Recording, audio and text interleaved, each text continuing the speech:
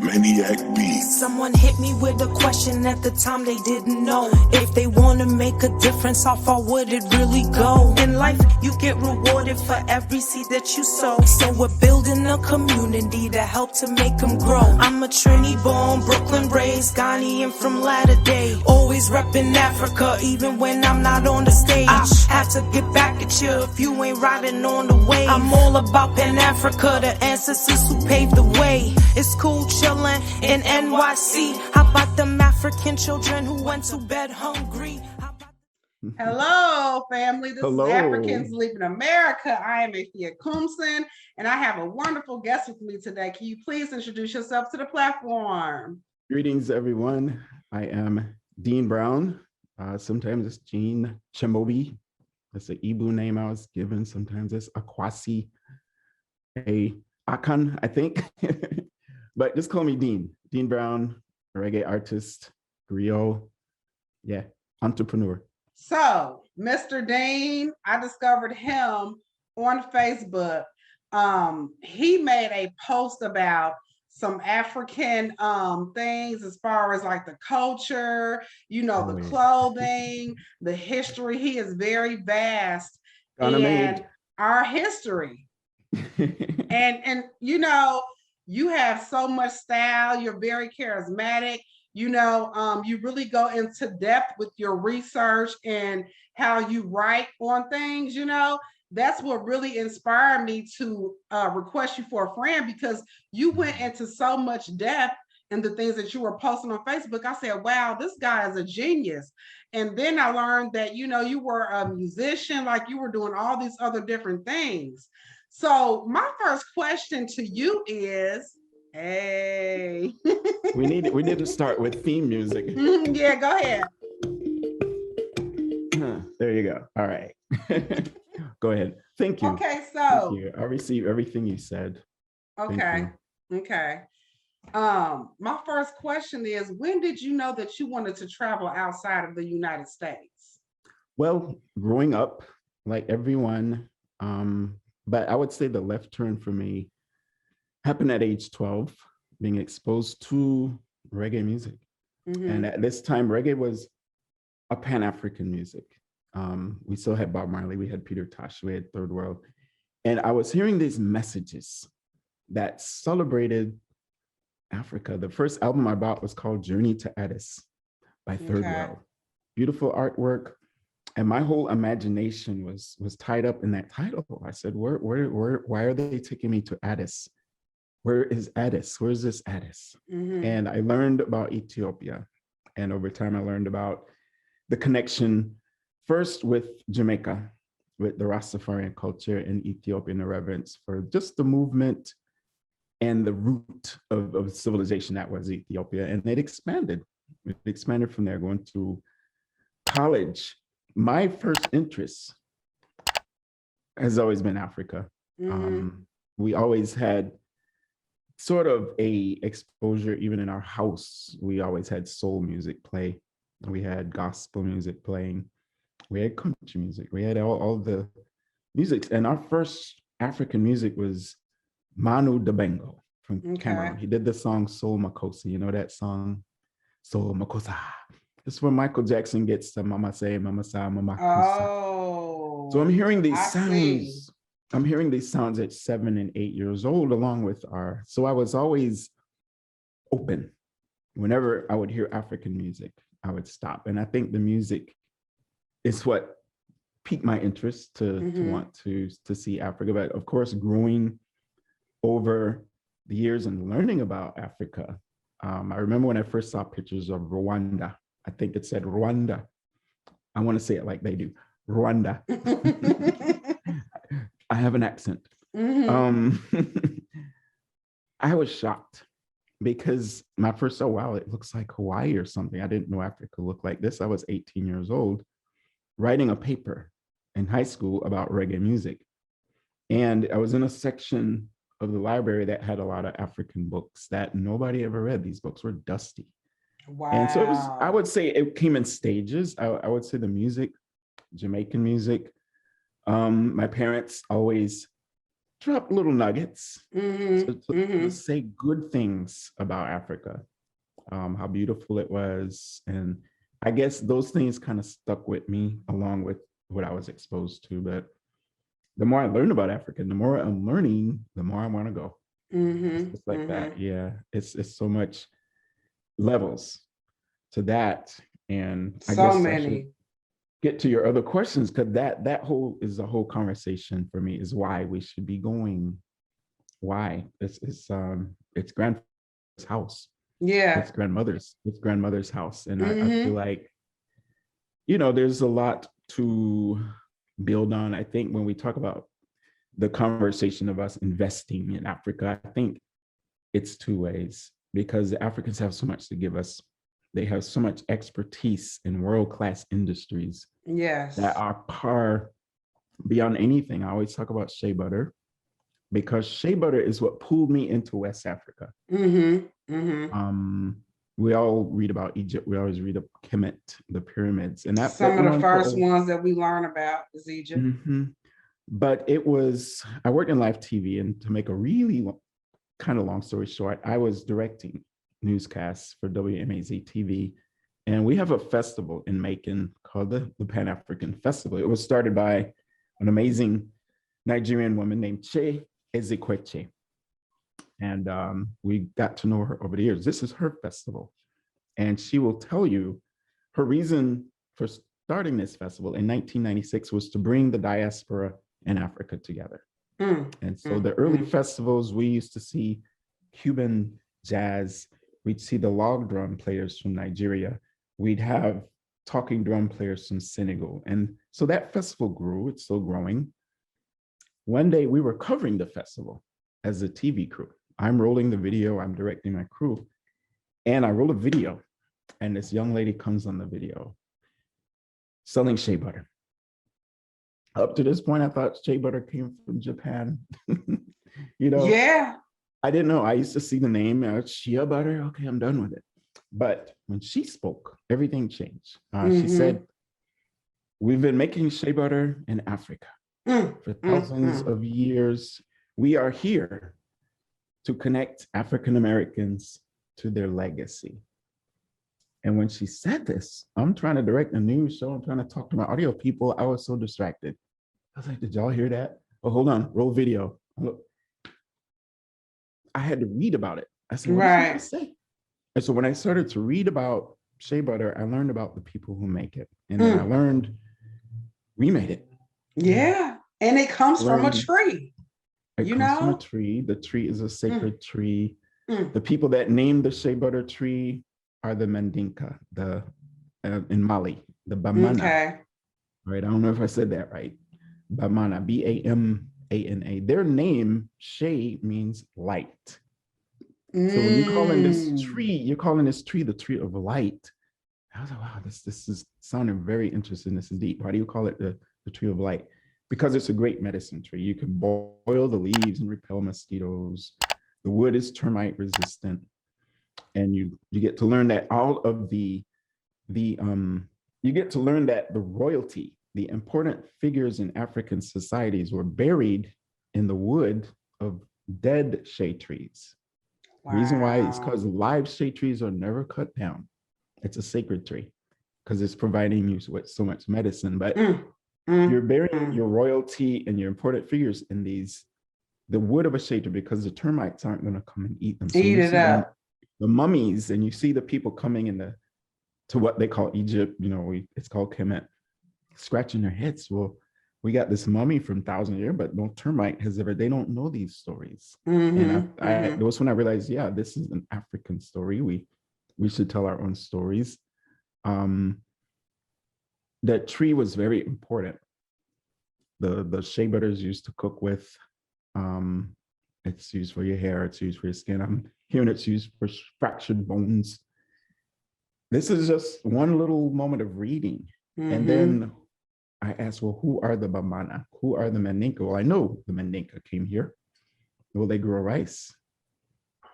These are our grandparents here in Georgia and South Carolina. Many of them had that ancestry, along with maybe 50 other ancestries, 50 to 100. Wolof, Mandinka, Mende, Akan, Yoruba, on and on and on and on and on and on. And so I started to read more about these cultures, and I learned so much just from that, to the point where it was almost as if I could just open my mouth when I go and talk to class of children, and the information would just come, because it connects. The shea butter is connected to the mud cloth. The same people who named the shea tree invented mud cloth. These are our grandparents. And so it was, for the first time, I won't even say I would say we as a community have a direct connection. So when we go to an African shop, we buy this mud cloth. This is something we created. Even though we're in America, we should look at these things as our intellectual property. And this is what connects us to the continent. And so, yeah, my first place I wanted to visit was, Africa, and of course the Caribbean. Of course, I love Europe. I love Japan. I'd love to see all those places, but I feel a deep connection with, Africa. Which country? And that's what I was going to ask you. What specific country do you feel most drawn to? I know it's so many to choose from, but it is so many. Which country do you feel drawn to? I would say the more I learn, all of them, but the ones that are most immediate, I think, as a diaspora, and just knowing the story of the diaspora, I'm always Gambia. Really, I would say around 2014, for no reason at all, I go to Atlanta a lot. There's literally a diaspora community on the west end of Atlanta. I love it. You're going to meet people from the Caribbean. You're going to meet Rastafarians. You're going to meet people with Hebrew Israelite. You're going to meet people from Muslim. You're going to meet people from Nigeria, all the faiths, and you're going to meet all of the diaspora, people from Caribbean, and they're all bringing this knowledge into the west part of Atlanta. Food knowledge, herbal medicine knowledge. This is where part of the Black Panther film was shot. And I know a lot of us will say, oh, that film is fiction. Yes, but the film used fiction to document history. And even going back, watching Bob Marley interviews, oh, Africa, nice. So I started to get this information from these places, but specifically Ghana. Ghana led the way. Ghana opened up the door. With Kwame Nkrumah. And I think that has to be remembered, because a lot of the other African regions might wonder, why do we focus on Ghana? It's only because Ghana, broke that. The vision has not been realized, because his vision was to break down the borders. I met a very interesting young lady in a store at the West End, and it's called Afrocentric Network. They sell all the African. This is where I got the jacket. This is made in Ghana. Okay. A young fashion designer. He's in Togo. They have his contact. I'm an artist. I want to be his brand ambassador. I want to wear this stuff on stage. Get my African swag. Say, look, this is my new Gucci. And it's better than Gucci. It's authentic. But I asked her, but I do what I usually do. This person, I said, where are you from? And at first she said, Gambia. I said, okay. Which part? Well, she said, I'm not really from Gambia. And she was dropping something very deep on me. I said, okay, well, where are you from? Senegal? No. And I was wondering, why would you say you're from Gambia, then you say you're not? And it was sometime before I realized. She was saying, I'm not from any of those places. And this goes back to what Kwame Nkrumah, the conversation I had with her was, those borders were not designed by Africans. They were designed during the Berlin Conference. We all know this. Many of us are learning this. So when we talk of Gambia and Ghana and Nigeria, those borders were not there. Some of the names were there. Ghana took an ancient name. Zimbabwe took an ancient name. But those regions called me, because I know that's where a lot of the West African, our foreparents. But at the same time, the diaspora is a mix of all the continent.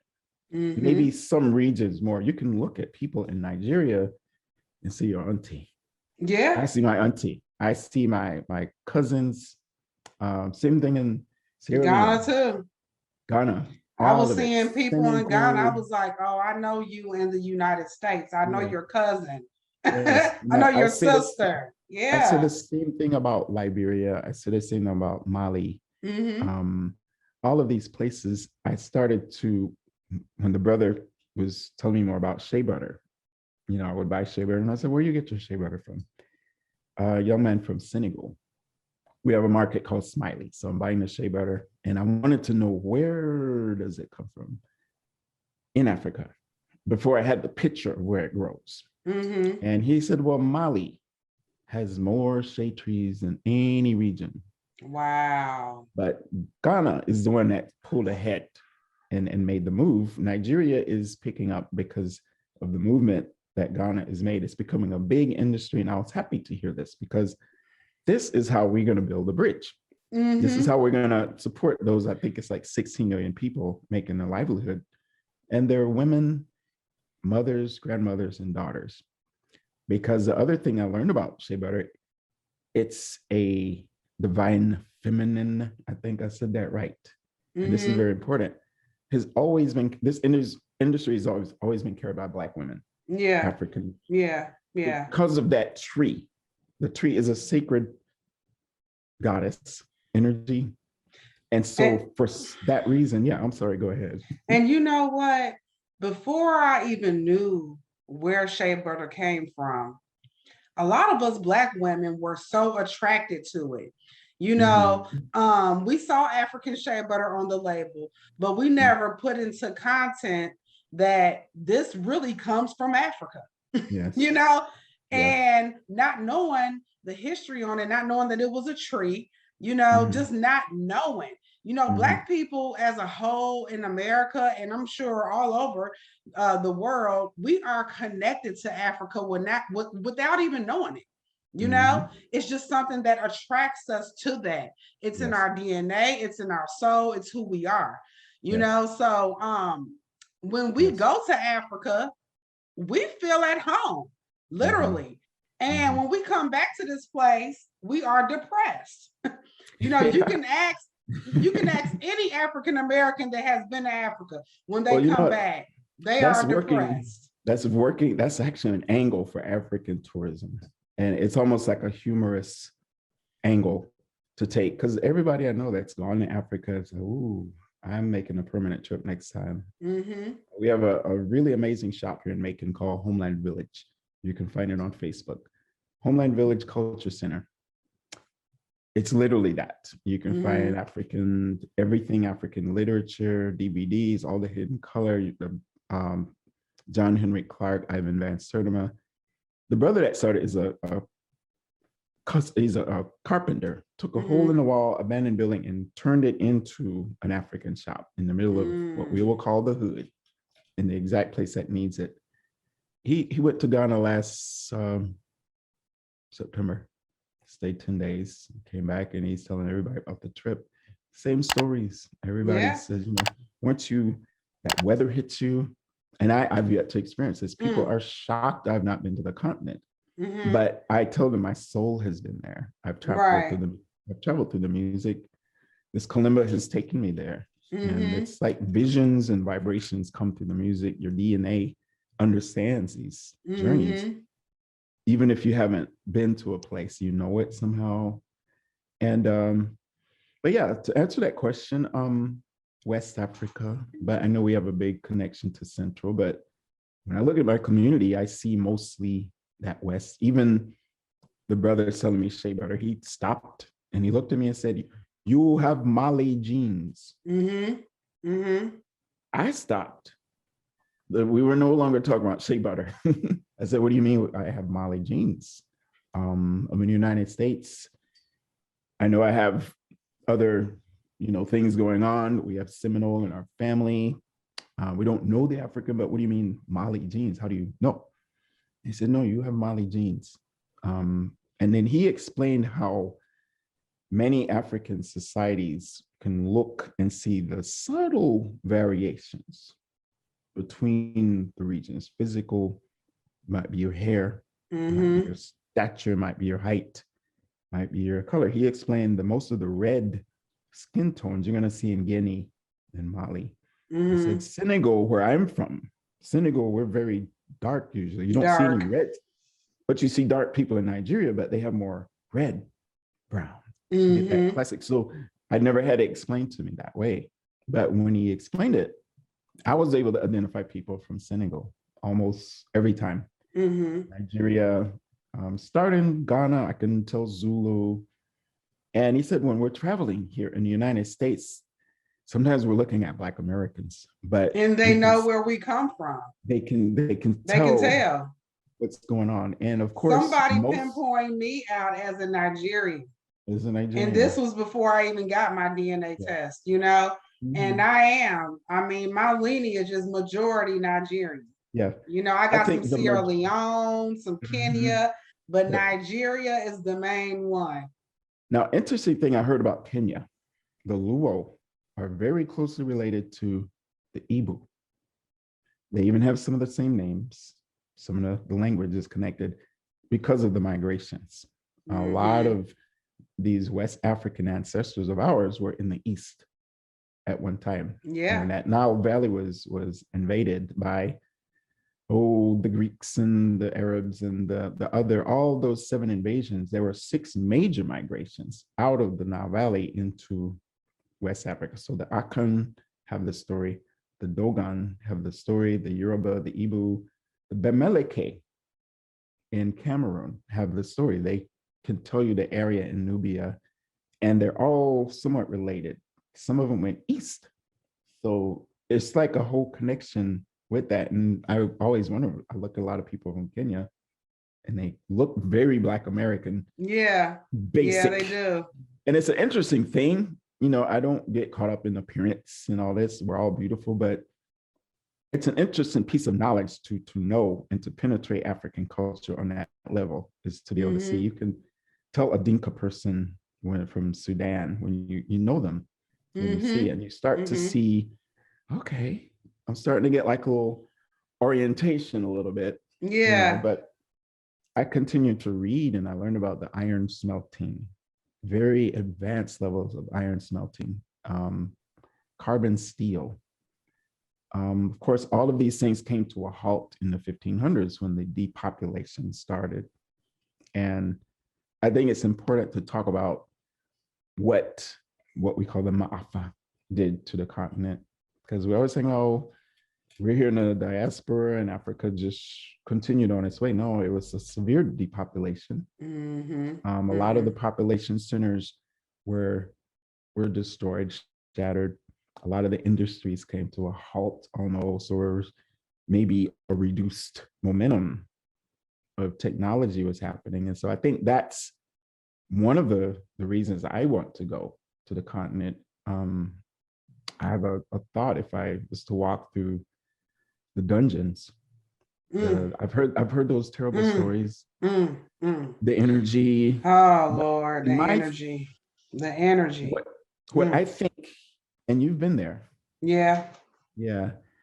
What I think they want us to know, those spirits, is what they were doing before the mess started. Because these people were Africa's scientists, weavers, astronomers, on and on and on and on and on. So I already have this focus. When I go here, I want to find out what was going on before this fort was built. I want to know what we were doing. And I feel like in a way, that's where we're picking up. Because we still have the industries. We still have black soap. All of that was around before any of this happened. Right. So these things are real treasures. It's kind of some of my friends laugh at me. They say, you're making such a big deal over soap. And I'm like, well, it's not just it's the best soap. I mean, it's medicine soap. It is. It is. But it's also a relic of the first Africa, the independent Africa. This is the level of science and skincare. We had all of our skincare, you could eat it.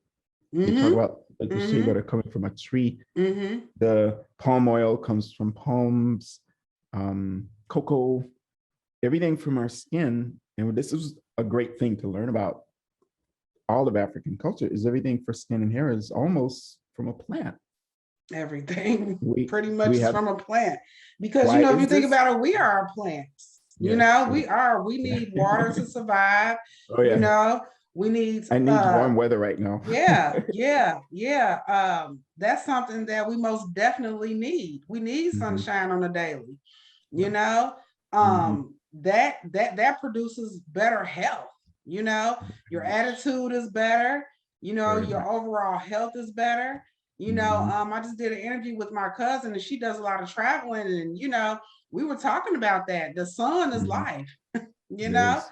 So Africa, you know, they are blessed. And you know, I just think like they lied to us, you know, all those years, they lied to us to keep us away, you know, but no more. That's an important part of the discussion. And I know we're probably jumping ahead a little bit with some of the questions. I know maybe we're not supposed to get this. Well, It's just flowing. Y'all, she sent me questions of a little bit of what we're going to talk about. So what I'm going to say is probably the last question. What would you say to an African traveling in the Americas for the first time?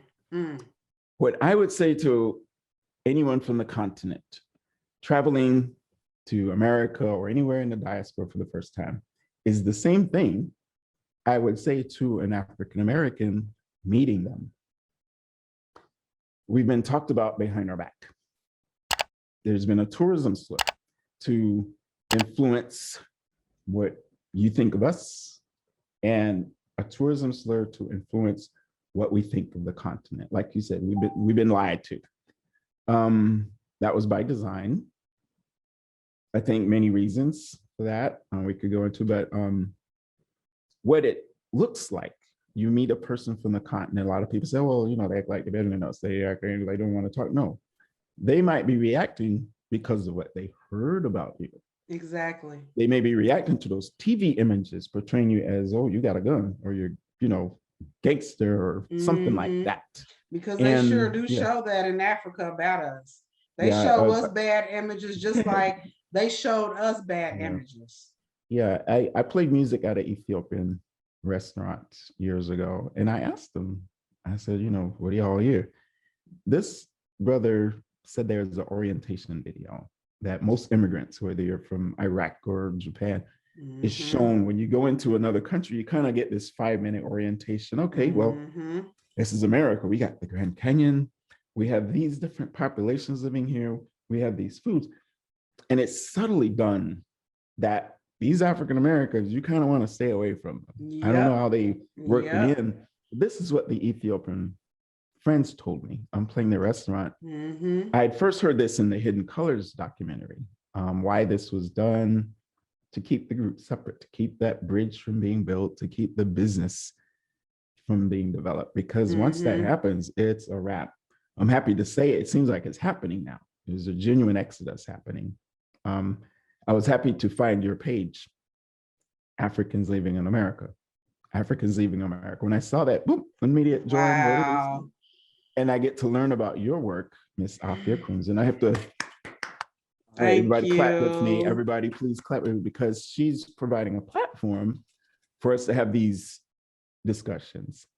And so what I would say to the Africans is just think about maybe some ideas you can take back to the continent. I did hear that the African students excel beyond everybody academically here, the Asians, the Europeans, everyone. So when I think about that, I'm like, wow. So you have students this brilliant, engineering students or medical students or whatever it is, people this brilliant and ambitious could be doing many things on the continent. These are the people we want to know, to build bridges. And I'm already seeing that. We always talk about the divide between the diaspora, but I think it's important to highlight there's a lot going on with bridge building. And I think to give those people a spotlight, they may not have much time to talk or make noise and say, hey, look what we're doing.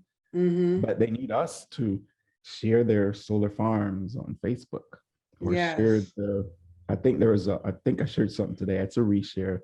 The Lufa Medical Center in Accra was built by African Americans. It's better than any hospital in the United States or in Africa. Okay. You no longer would need to leave the continent with stuff like that. And this is why we're going to the continent. We've been exposed to a lot of ideas in the West, but the Africans have the expertise with these traditional industries, and those industries is what unite us. And so to answer that question of, well, what does unite look like? What are we uniting around? What's, well, let's collaborate around these industries. Like I'm wearing this thing from Ghana. It may not always be African print I want to wear. Actually, it is for me. I love African fashions, but those textile people in the continent can provide all the raw material for every African American fashion company. So look what that would do for like just a global, industry. We have everything here, but it's based there. And vice versa. I love the Senegal Renaissance. Have you been to Senegal yet? The Renaissance monument. It's a big statue. I would love to go. I've never been. So he's got the baby up here. Yeah, that's a beautiful statue. And when I first read about that, I was working in TV. They would not cover the story. I actually said, oh, it doesn't relate to us here. And that was when I realized I needed to get, in a way, out of corporate news. I was working on a production crew, but they would come to us and say, hey, guys, if you got an idea for a news story, we need it. We need happy news at the end of our show. So a lot of times there might be a surfboarding squirrel or something to end the show with, or some puppy. And a lot of times it might be those scrolls that were found in Greece or some global archaeology news. So I went to the news right one day. I said, this statue has just been unveiled. This was April 2010, when they unveiled the Senegal Renaissance statue. I'd already read about it. I said, this is a cool story. He said, no, it ain't got nothing to do with us. Convinced him otherwise. That was when I said, no, we got to tell our story. Because nobody knew about that statue. Nobody. I post about it and some people cry. Because when you learn about the symbolism, first of all, there's the baby pointing. He's pointing directly over the Atlantic towards the diaspora. That was deliberately done symbolically with one of the largest statues in the world, the largest statue on the continent. I do believe I got it right. Why is it pointing to the diaspora? Well, it's called Senegal Renaissance Monument, right? There is no Renaissance on the continent that has any meaning without the diaspora. There is no progress in the diaspora without Africa's power base element. The designer was a Senegalese architect who hatched the idea for the Senegal monument to symbolize the need and the potential for Africa's future involving the diaspora. That's what that statue means. And it's a very symbolic statue. It's like somebody got mad at me once. I said, this is our Statue of Liberty. It is. Some patriotic American, I'm in America, blah, blah, blah. But on a lot of levels, this statue, this monument has more meaning to us than anything here. There is no monument in the United States that celebrates the entire diaspora. When you go into this statue, it has a 2-story museum dedicated to the work of Sheikh. I didn't even know the museum was there until somebody put up a YouTube video. And it's a whole elevator that takes you all the way to the top.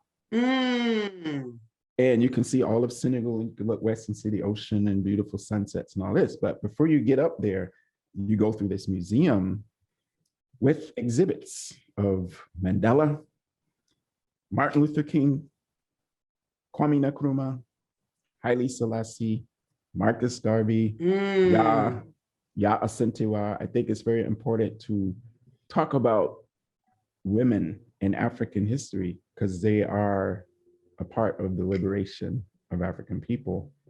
Queen Nzinga, I think she's exhibited in this museum. And it's basically freedom fighters. I think a lot more could be added to this. I have ideas. Yeah. What this museum, but what museum do you know that encompasses all of that? Time and history. Yeah, months ago when I looked and I saw your page, Africans Living in America, I realized this is becoming something because things I think about that are in my heart now, I'm starting to see reflections and spirits that are moving. Sometimes I feel like I'm slow compared to a lot of people, because there are people doing things that I want to do. But I think that's part of being inspired. I think the work that you're doing is way important because it's given a platform to all these great voices that people that you've interviewed before me to reach, you know.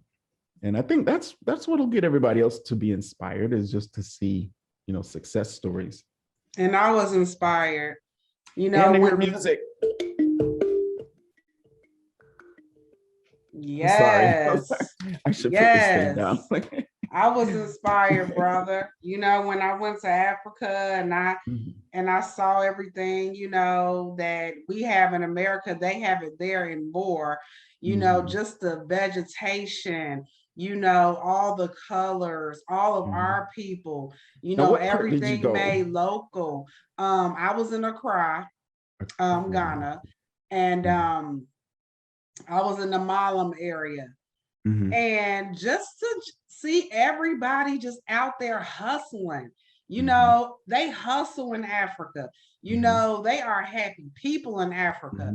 You know, not everybody is worried about what kind of car you drive. It's people out walking everywhere, you know, minding their business, you know, and just living their lives. You know, the weather, you know, no chemtrails in sight, you know, like everything just basically natural. You know, the natural order. And I just knew that African Americans needed to see it because they lied to us. Yes. So I knew I had to come back and make a Facebook group, you know, and I started with hardly no one. I had people that were my friends that I invited and they opted out, you know, they basically took themselves out of the group, you know, but I knew that I had to show African Americans Africa's home. It's home. The pictures are what's going to speak, and the stories. And I'm thankful for social media because without it, you know, we wouldn't be able to bridge this gap like we are now. You know. Yes, along with you, I have to mention Wode Maya. Everybody knows Wode Maya. There's a lot black to Africa. You know, watch, there's Dr. Mumbi, independent African channels bringing us news that, you know, we never see these stories on CNN. The young lady that left Brooklyn and started the Jamaican food truck, Deja's Jerk. I saw her too. Yeah. Wouldn't hear those stories and then wouldn't tell us, but that kind of news is what inspires. And I think that's where this is where the arrow points at me as an artist. We need to use our platform to tell stories and bring this kind of information, write songs about it, do movies about it. For people doing movies and documentaries, use those platforms to popularize African food, African fashion.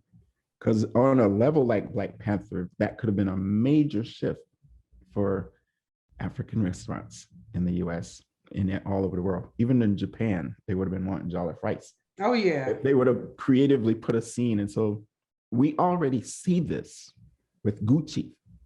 And what's the other one? Prada or something. All the brands that a lot of artists, I don't do it, but a lot of artists sing about this stuff like it's the next level of blinging or whatever. But we're branding companies that are not African. Exactly. On the continent, even the African people are singing about Mercedes and Gucci, this and that. What if we did the same thing with Mudcloth? Katanka cars out of Ghana, or the Innocent cars in Nigeria, made this a thing to just popularize these industries. It would actually benefit a lot of people, because it would, especially with Kantaka. You know, that man, he does so much from farming to cars to airplanes, and you know, he just does not get enough credit for everything that he does. Yeah, I was happy to see a little interest, I think a little major interest from Ghana's government, and they bought a bunch for taxis and finally kind of got behind it. But it's the same thing Korea went through maybe 40 years ago. You know, cars were invented in America.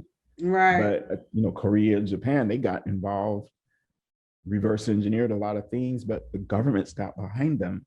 Well, look at them now. So, US and Germany, we had to step their game up because the Asians were coming with cars that were better. Africa's in the same position except it's different. Y'all got all the resources. Africa's all the resources. superpower. Build all Africa the feeds cars. everybody. Yeah, it's a breadbasket. And I think Man. that goes back to what you're saying. They're lying to us. Yeah. They don't want people to see that, so many resources are coming. And I don't know how that will work out, but I do believe Africans need to be the custodians of African resources. Everybody. Even white women going there getting them some African men. Yeah, and it's cool. I think Africa should benefit from its tourism. Yeah. I think that's where the bridge building can happen, because my kids, your kids down the road can say, well, my auntie has an Airbnb in Africa. We running it. Yeah. My auntie has a house in Africa. And to collaborate with the populations there, because I feel like the African populations need to be put out front to own the tourism, because the tourism, like our homie Jabola. Yes, homie Jabola. Africa. Oh my God. Go to Facebook, please, and join the group. I have to take this one to give Jabola a shout out. I first saw his page just like I saw yours. This brother posting these amazing pictures. Yes, about Africa. Yes. Like somebody's got some high-end cameras. Where are these pictures coming from? And like this is it. This is how it's got to be done. So I like the page. I think I sent him a message. And months go by, it grows, the page is growing and everything. And he made me one of the administrators and I think it's a lot of people, so it needs a lot of administrators, but I'm one of them. But it's showing us how to make the move, how to promote Africa. Your site is showing us how to network with people who are already making the moves, why to make the move, what else is there to talk about, why are we going to Africa, and it answers those questions. Bridging the gap. Let's meet each other. Let's talk to each other. Let's become friends. Yes. Yes. Because when you go to Africa, you need to know people. You do. Yeah. Celebrate the food. There's a lot like what's the Africa Day, May 25th. Let's make that an international holiday, like more than it is. They do celebrate it in Houston, but usually when you look, you'll see it's only the African community celebrating it. Everybody else is just going, no, we should be involved in that. Yeah, that's we should international. All be involved. That holiday was set by Kwame Nkrumah, Selassie, I think Sekou Touré, and a few others as a global African holiday. So now let's take this and run with it. Let's make that a sort of a global Christmas, African Christmas. Because I look at these things from a point of imagination where you can use food and attract the world. Yeah. And we should be in that position, owning our African culture. Most definitely. This is like a refuge for us, but it's also a refuge for other communities, because we go to the Greek Fest and they celebrate their culture and they share it. And so we should love ourselves.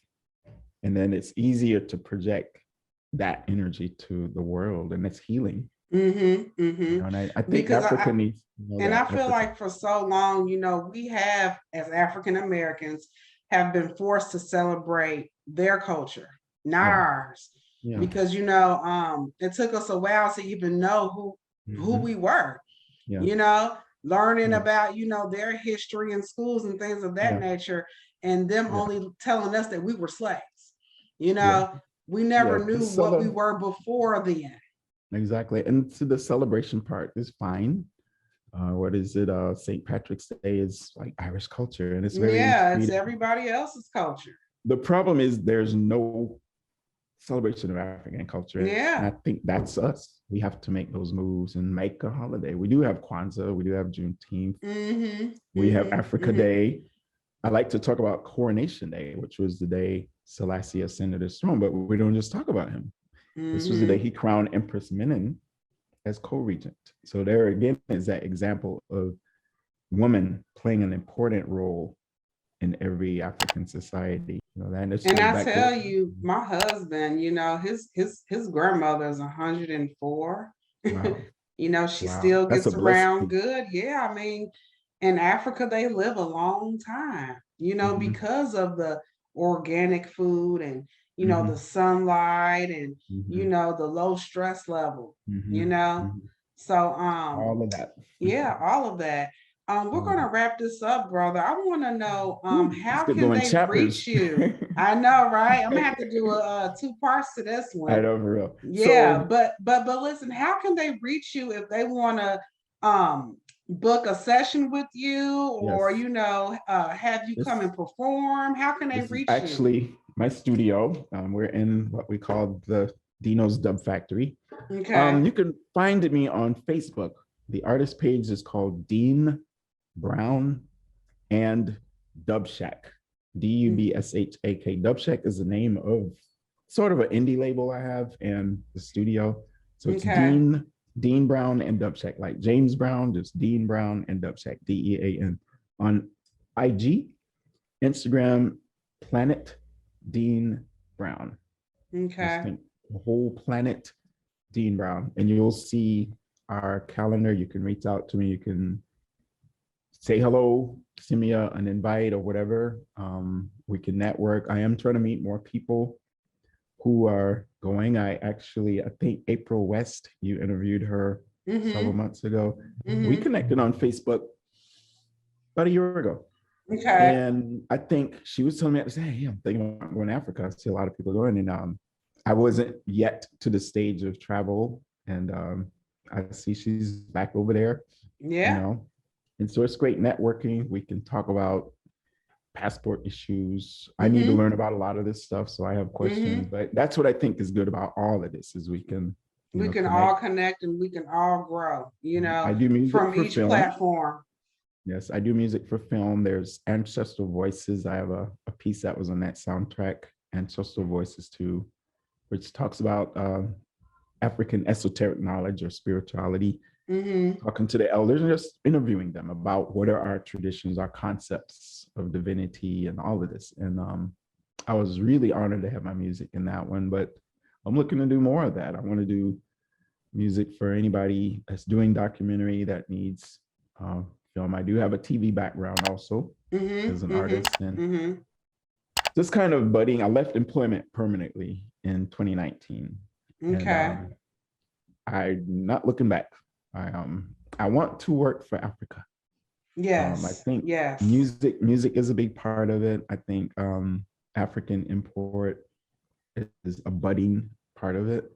And I'm still I have room to grow. So that's where I am. And I think when I go to the continent, I'm looking for people that make stuff. I have a lot of great friends already.